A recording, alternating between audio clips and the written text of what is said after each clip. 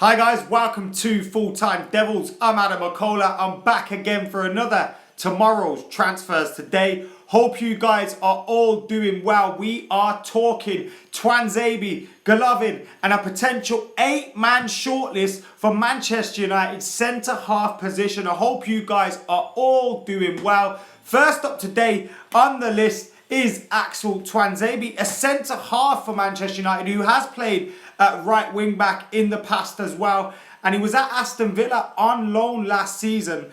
Didn't play much because of injury. When he did play, he did okay, and the Birmingham Mail are discussing his future because obviously they've got a little bit of an interest in Axel Tuanzebe because of the fact they're hoping that he goes back to Aston Villa and he spends time there on loan, partly because they've just lost John Terry. They've got financial issues going on at the club, and keeping Axel Tuanzebe in on loan would be keeping quality player in for them.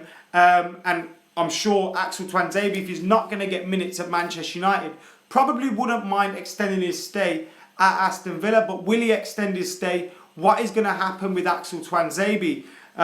Is he going to stay at Manchester United? We've obviously got the pre-season tour coming up, and with the World Cup going on, what players are going to have an extended rest? Are already players going to go deep into the tournament?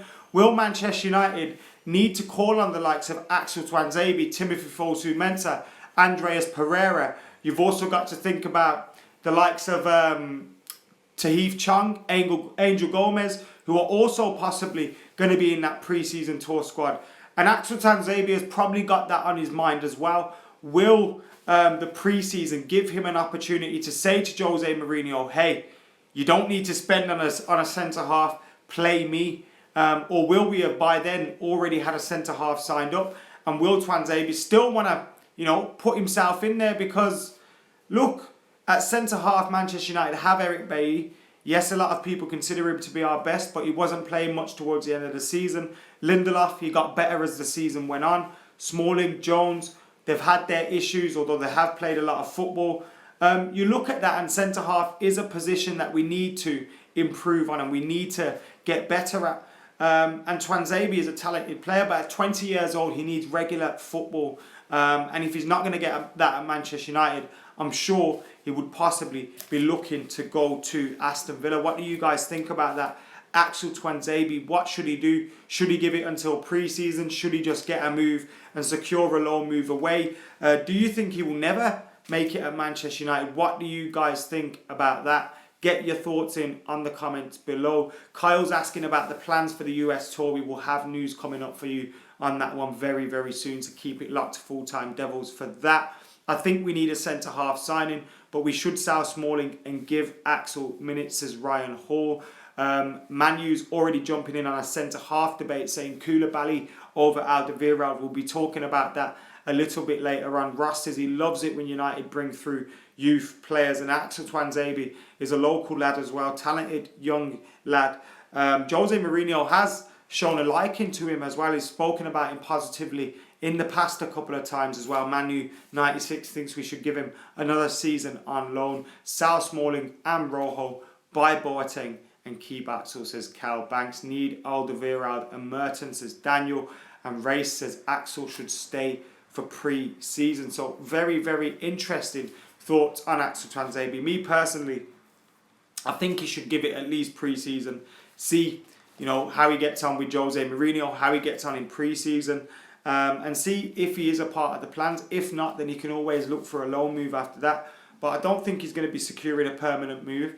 I don't think United should be letting him go just yet. And I think he does need football. So if he's not going to get that at United, maybe use the pre-season, train with United, train with Jose Mourinho, get to know him a little bit more, and then go out on loan and get football elsewhere. I'm sure there'll still be clubs in for him later on into the pre-season. Moving on now to CSKA Moscow's Golovin, who has started the World Cup very, very well. Of course, Russia securing 2 wins over Saudi Arabia and Egypt. And the MEN have picked up on some Russian reports that Golovin is learning English, which of course means he's going to Manchester United, doesn't it? And I mean, could I see him have been... I think he's been scouted by United in the past before, but I'm not going to get excited over a player over performances against Egypt and Saudi Arabia. I'm sorry, I'm just not going to do that. And I think, of course, if we were going to sign someone like that, you'd need to give him time. But I don't think we're going to sign this lad. And I think it's just a case of player doing well in the World Cup, people linking him with moves elsewhere. AKA thinks Golovin is going to Chelsea, which of course could be a possibility. Schneider or Garay, says KG. Never again, never again. There's a comment here which says, I've seen Golovin play about 50 times. Great player for CSKA and Russia, but not United quality. But you never know. And people think he is going to Chelsea. I don't think Manchester United are going to get him. And I think it's just the usual hype surrounding players that are having a decent tournament at World Cup. Whilst I have absolutely adored this World Cup, I'm always hesitant to get excited by some performances, because you've got to think most of the teams in this World Cup wouldn't even qualify for the latter stages of the Champions League, the group stages or anything like that. Is it the top level? I don't really think some of these games are. Of course, when you've got the likes of Spain against Portugal, or, you know, some of the bigger teams playing against each other, you're seeing high quality. But some of these teams, they wouldn't do well in the Championship or the Premier League. So, yeah, let's forget about that one. Now, sorry about that, just dropped my phone. Hopefully not broken that, and I'm sure I'll just have to check it out in a bit. Better not knowing about it now. Don't want to have a panic on Full Time Devils Live about my phone. Anyway, the Manchester Evening News are reporting that there's an 8-man centre-half shortlist for Manchester United, and apparently Jerome Boateng is part of that. Alderweireld is rumoured to be the top target. We've heard links to the likes of Lenglet, Varane, other centre-halves as well. Who do you guys think is on this 8-man centre-half shortlist? Should you think? Do you think Boateng is a good target? Do you think Alderweireld is the best target? Do you think Lenglet? Do you think Varane? Do you think somebody else? Obviously, Alderweireld would probably tick all the boxes in terms of him being a player that's proven in the Premier League, a player that is playing at the top level for Belgium, Spurs as well. I suppose you can say that. He played well in the Champions League at times. He wasn't playing for Spurs last season as well. And, of course, he's got the contract negotiation. So Alderweireld is a realistic target, but we've got to deal with Daniel Levy. So I'm not surprised to hear there's rumours about United having a shortlist and maybe having our eyes elsewhere, because if we are in for Alderweireld, we don't want Spurs to be thinking he's our one and only target, because then they're going to be able to crank it up in terms of the transfer fee. But, of course, can't we get him for like £25 million next summer? So is it in their interest to sell him for a higher price right about now? I don't know about that one. What do you think about Boateng? Karen Deep says Delat. Alderweireld over Boateng all day, says Jack. Mertesacker is probably, oh God, no. Toby's time at Spurs are nearly up, says Dylan. Lenglet or Skriniar. Whoever we bring, Manchester Skull said that. Whoever we bring, you better not have Neymar on his back. We should buy Clarence Saint. I know we won the Champions League with 3 different clubs and all that, and he is an absolute legend, but he could probably still play, to be fair. Varane would be top of my list for any position. Is he going to want to leave Real Madrid? Are they going to let him go? I'm not too sure about that one. Alderweireld would be top of my list for me, but I think we should have backups lined up as well. Koulibaly's another big shout. A lot of people mentioning him. I don't think Boateng is the guy for Manchester United. I do think Toby Alderweireld is pretty much the perfect fit for Manchester United at centre-half.